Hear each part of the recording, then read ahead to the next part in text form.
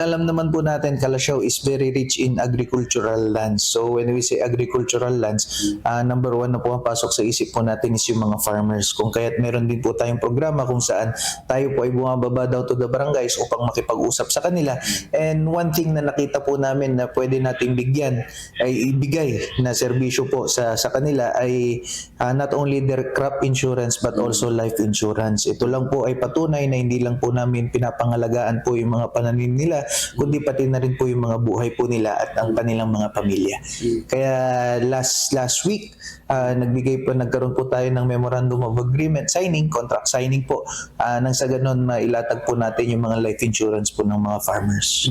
Yes, dapat nandun ka sa organisasyon ng sa barangay, farmers association dun sa barangay kung saan ka farmer, and then mabibigyan ka ng life insurance. Sino tinak po natin dito, Mayor? Na PCIC po.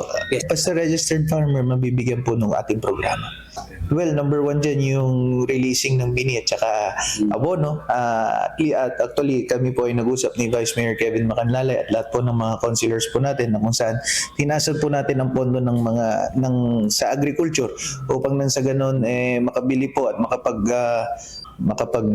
makabili po kami ng abono at bini nang sa ganun hindi po natin hinihintay yung mga tulong coming from the other agencies.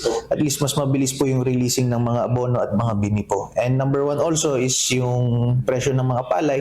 So we also have may gagawin po tayong palay buying program dito po sa bayan ng Calasiao kung saan ang lokal na pamahalaan ng bayan ng Calasiao na po ang bibili.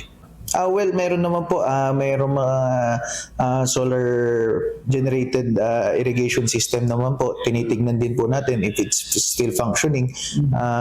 Yun po, pag ako po ay bumababa sa bawat barangay, nakikita po natin yung mga problema na hahanapan po natin ng mga solusyon.